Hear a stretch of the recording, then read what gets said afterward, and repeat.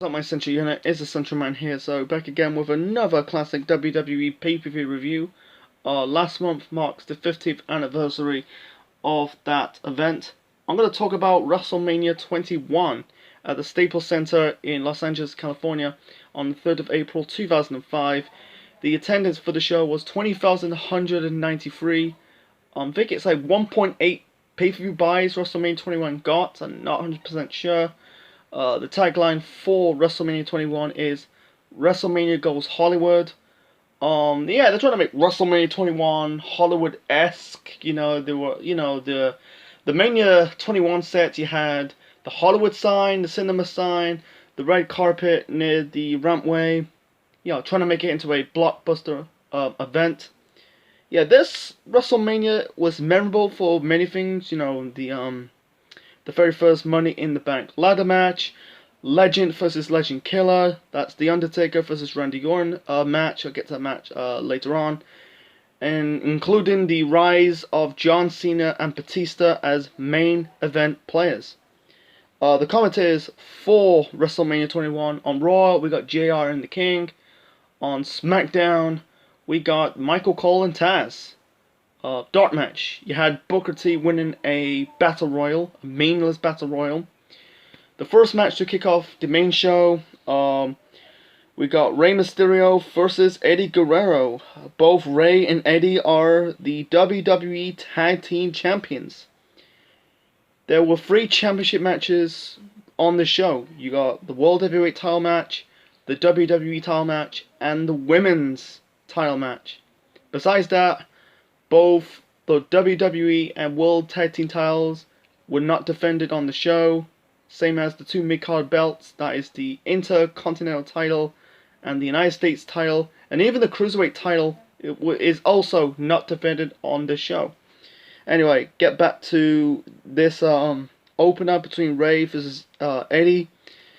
Rey Mysterio in WrestleMania throughout the years, he's just not like comic book characters, Daredevil, Captain America. He dressed up like Avatar at his match with WrestleMania in WrestleMania 26, in his match with CM Punk.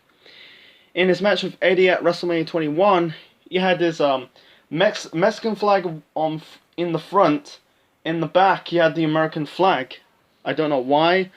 This was a really good opener between Rey Mysterio and Eddie Guerrero, techno style.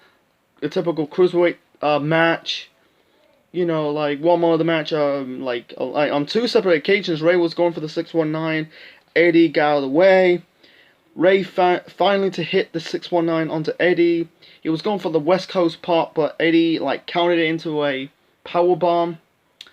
Rey Mysterio got the victory, rolled up Eddie Guerrero for the victory, and then after that, Rey and Eddie kind of hugged. Eddie was not really heel yet. This was his last pay-per-view match as a babyface until I think his match against Batista months later at No Mercy in October.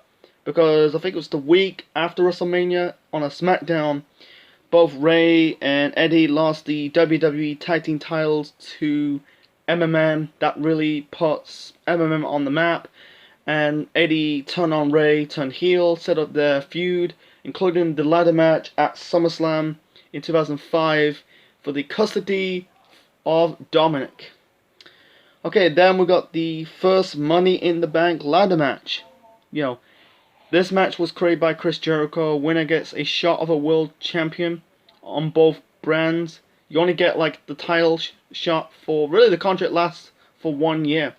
The competitors are, Chris Jericho, Chris Benoit, Christian, Edge, Shelton Benjamin, and Kane. And this was really good. Really good ladder match. It was awesome. A lot of ladder spots, You had one more of the match, you had Benoit kind of suplex Jericho while Jericho was holding a ladder. MVP of this match, I'm going to have to go with, sorry, kind of cough. I'm going to have to go with Shelton Benjamin. He is MVP in this match. He did a Stinger Splash onto Edge. He did a suplex, not a suplex, he did a move off the ladder onto Edge.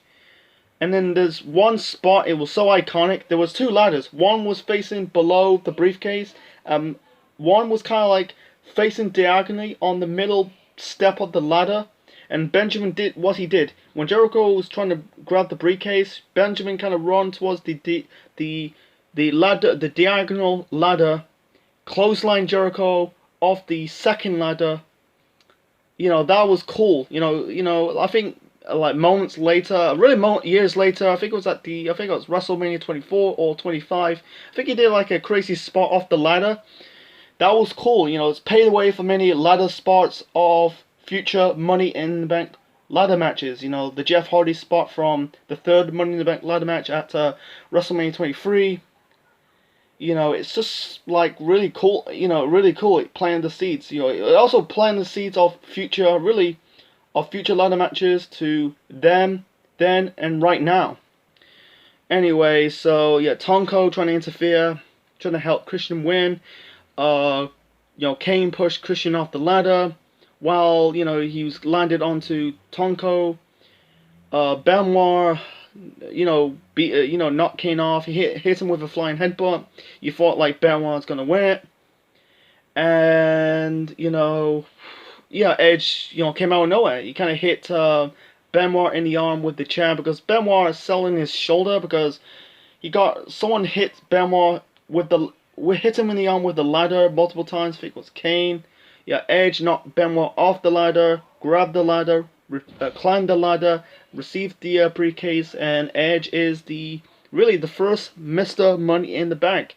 This match really, actually, this Money in the Bank ladder match really put Edge on the map as a main event player. It'll pave the way for future Money in the Bank winners. And, he went on to become the champion in the start of 2006. Defeating John Cena at the New Year's Revolution pay-per-view. And, so I think everyone played their massive part.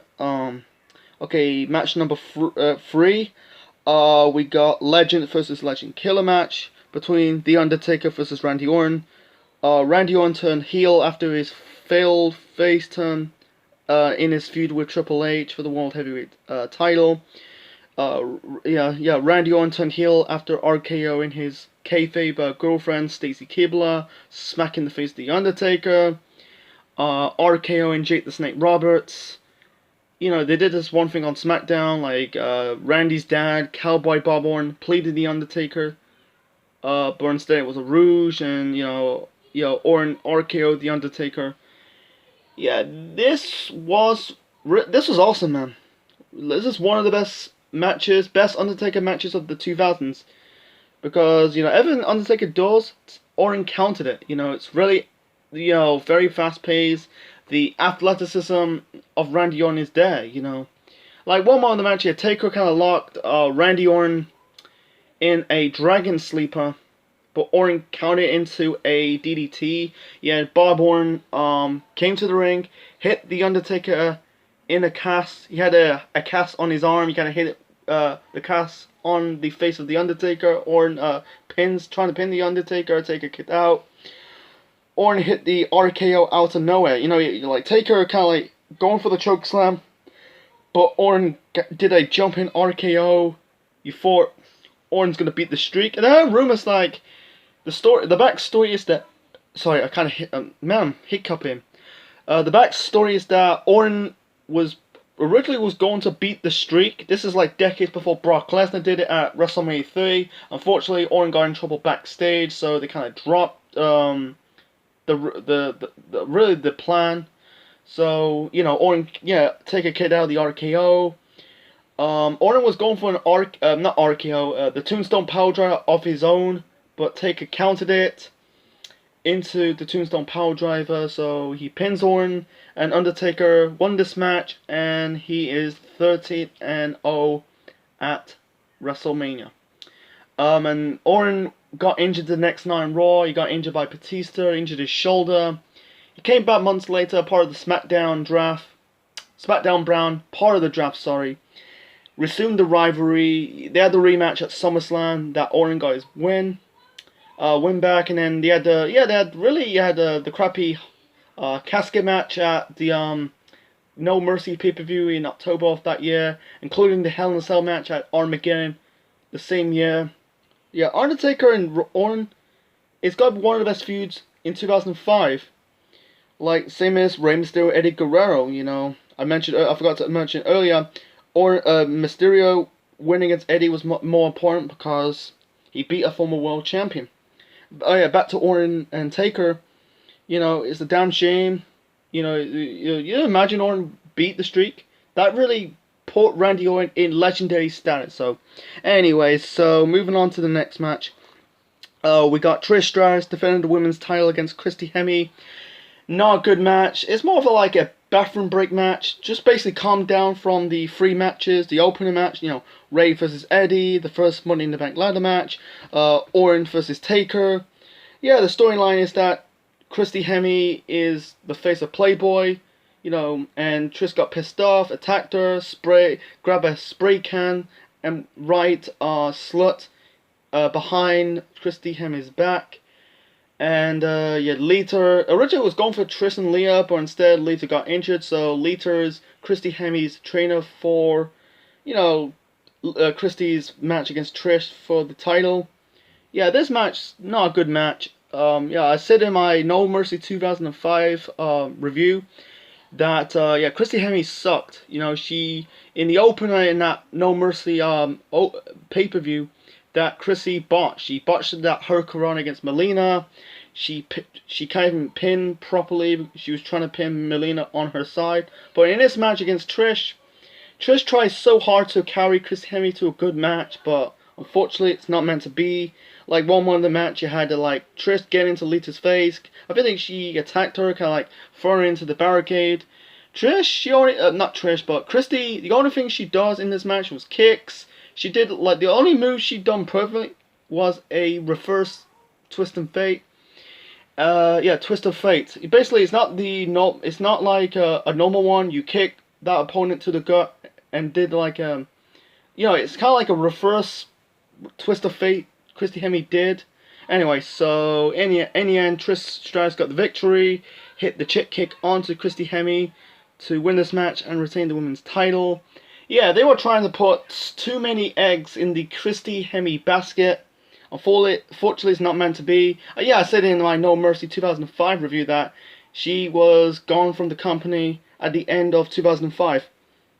So, yeah, that is the Christy Hemme push for you. I've been the best for her becoming the ring announcer and an interviewer in TNA, but in WWE, she is awful as a wrestler. Only there for the eye candy, and it's trying. Yeah, Trish tries too hard, tries to carry Christy to a good match. Unfortunately, that's not meant to be. Anyway, so moving on to basically match of the night for WrestleMania 21. We got Shawn Michaels versus Kurt Angle.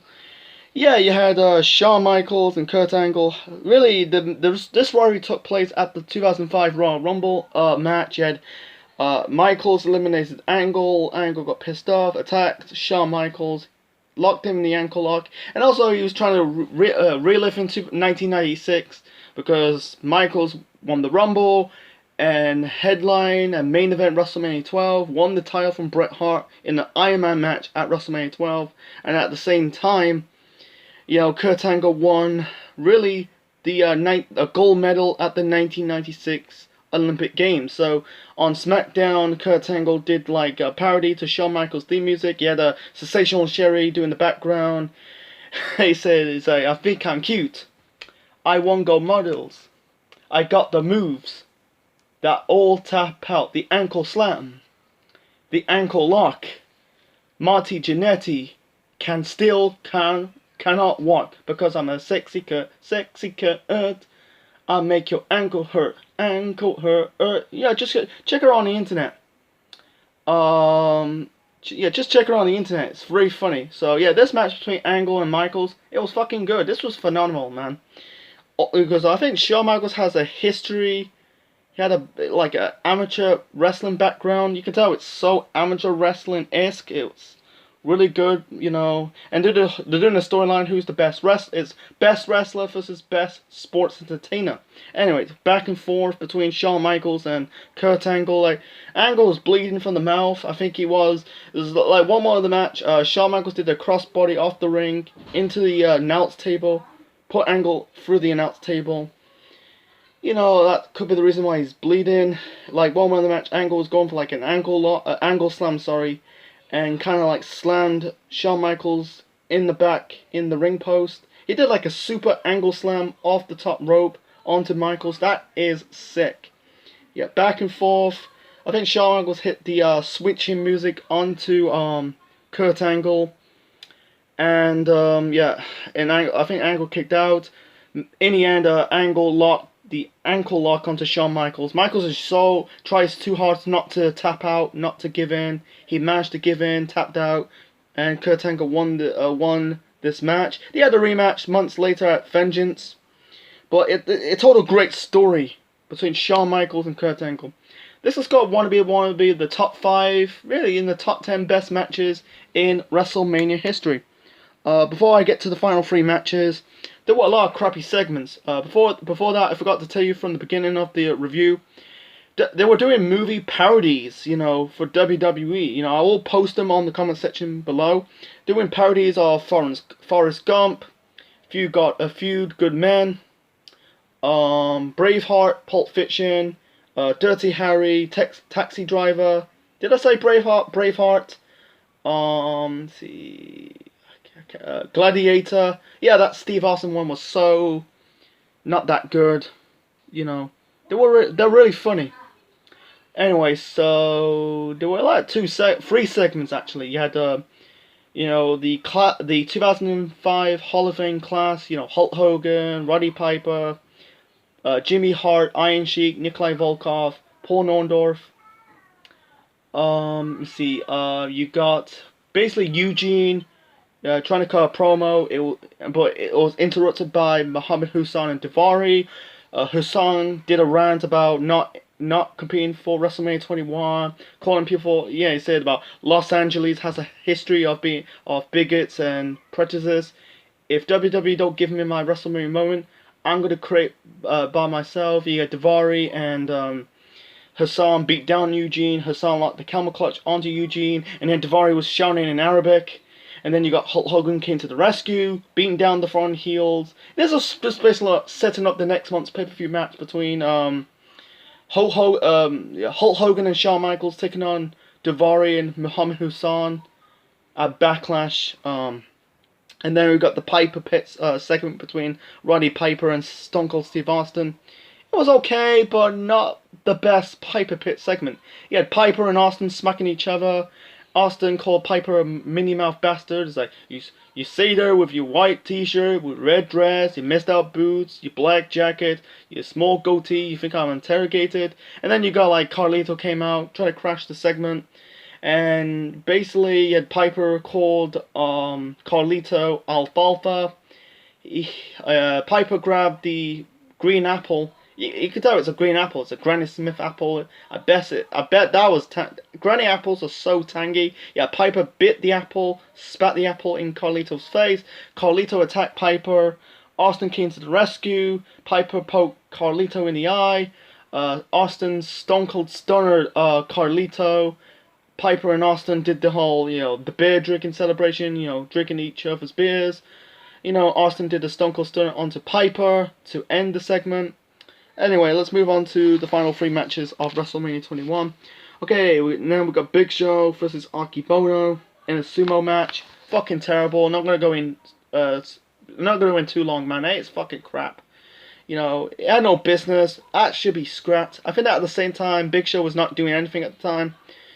So yeah, the crowd was booing, but at the same time, the crowd was fucking dead.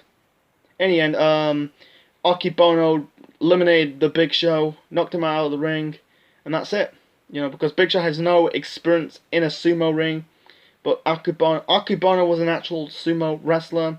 And really funny, there was no celebrities for this WrestleMania. Yeah, they got cut to Rob Schneider, and Adam Sandler because they're in the crowd, same as David Arquette, but no celebrities, Hollywood celebrities. This is WrestleMania Go Hollywood. No single celebrity appearance for that WrestleMania. And Akibano, no one knows who Akibano is. So, okay, then we got JBL defending the WWE Championship against John Cena. John Cena won this tournament. Defeated Kurt Angle at No Mercy to get a shot at JBL at WrestleMania. JBL cost John Cena the United States title. With the newest member of the cabinet. That is Orlando Jordan. And they did the whole thing, destroying Cena's United States spinner belt and produced the original design of the United States title belt. Yeah, Orlando Jordan is a new member of the cabinet. And Teddy Long told John Cena, if you attack JBL before the match at WrestleMania, you're not going to get a title shot. If JBL attack you, Cena, you can hit him back. Cena was trying so hard to interrogate JBL, trying to basically piss him off a little bit. Cena smashes limo, punctured the limo tire, graffiti the limo, cutting JBL's tie in the debate scene on SmackDown, pouring water in his cowboy hat. They tried too hard. This match, it was okay build, but the problem is no payoff. The match sucks, in my opinion. So, I think the reason why people kind of have 50-50 opinions on JBL's title reign, because he finds a way to get away. JBL finds a way to win. Yeah, the cabinet did not interfere. They did not interfere. No Orlando Jordan, no the Bashams, no Luther Reigns. What's the point?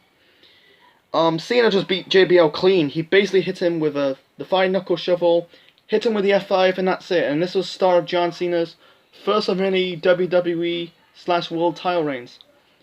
It'd be better to have this cabinet interfere to make the stat goes against Cena. Again, if they had the Bashams or the Orlando Jordan interfered, that would be good. But instead, it's just basically Cena just beat JBL clean. It's just I think it was rushed. It's about 11 minutes. That's not really. This is one of Cena's disappointing matches at WrestleMania, alongside The Rock at WrestleMania 29, and 2 matches with The Miz both at WrestleMania 27 and 33. Yeah, if they had the cabinet interfere, it really stuck against Cena. He can do what no man failed to do. Beat JBL in the cabinet. Unfortunately, it's not meant to be. They had a rematch at Judgment Day in May for the title.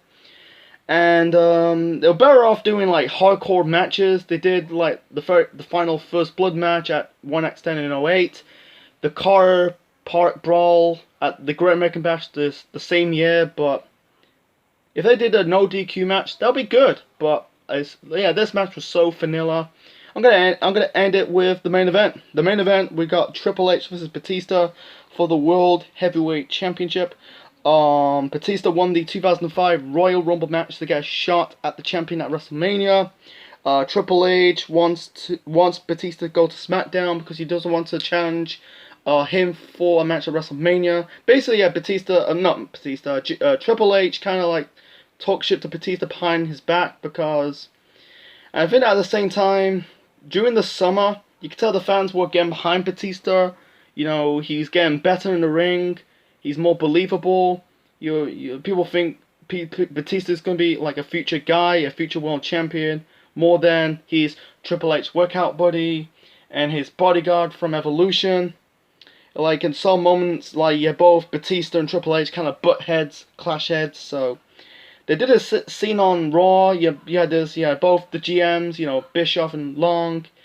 You thought Batista was going to SmackDown, but instead he did the thumbs down, turn on Triple H. You had to when Batista did the thumbs down, you could tell Ric Flair had he had the shocking look on Ric Flair's facial expressions, man. It was so funny, in shock.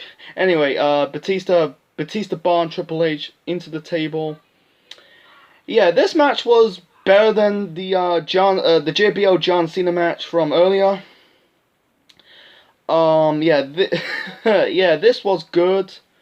Yeah, overbooked in my opinion. Yeah, too much interference by Ric Flair. You had Triple H bled buckets. You had Triple H was trying to pedigree Batista onto the steel steps outside of the ring. Batista kind of like slingshot Triple H, and Triple H kind of clash into the ring post. Yeah, Ric Flair kind of eat the fucking spine buster of Batista. I think Triple H or Flair. I think it was Triple H hit Batista with the Will Tile belt. Yeah, Batista kicked out. In the end, Batista managed to hit the Batista bomb onto Triple H to win this match and become the new World Heavyweight Champion. And this was way better than JBL and Cena, but that's not saying too much. It was a good main event, but not a great one. I think, the two world title matches disappointed. It was kind of underwhelming. I think they were burnt down after the Shawn Michaels and Kurt Angle match. So the final rating for WrestleMania 21, I'm gonna give it a 6 out of 10. I think it was a good WrestleMania, but not a great one. Yeah, the match of the night, yeah, it is Shawn Michaels, Kurt Angle. Opener between Ray versus Eddie, that was fun. The Money in the Bank and Orton versus Taker, it was awesome. Yeah, the Triple H Batista for the World Heavyweight title. It was a good match, but not a great one. Like I said, it was burnt. The crowd was okay. They were kind of into it. It was fun. Yeah, they were still, so exhausted after the match between Angle and Michaels. I put it more in the good. There were a little bit crap on the show, like Trish versus Christie. That was just a bathroom break match. Big Show, Akibono. That is, oh my god, that was just a sumo match. One of the really top 20 worst matches in WrestleMania history.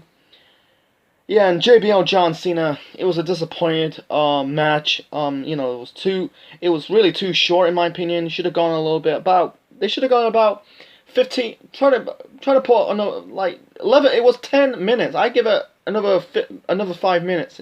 They should have be a 15-minute match, but 11 minutes. I don't know why. I don't understand it. So, it kind of tarnished Cena's legacy a little bit. Another story for another time. So. Okay, that's my review of WrestleMania 21. Yeah, a decent WrestleMania. Really, the top 5 best WrestleMania of the decade, known as the 2000s. So, if leave your thoughts in the comment section below, smash the like button, and subscribe to the Central Mind Network on YouTube. Next time, last month is not just the 50th anniversary of WrestleMania 21. Last month was the 20th anniversary of the next review on this series. I'm going to review WrestleMania 20. That's the next review, man, so stay tuned for that. This is the Central Man officially signing out. Check you later.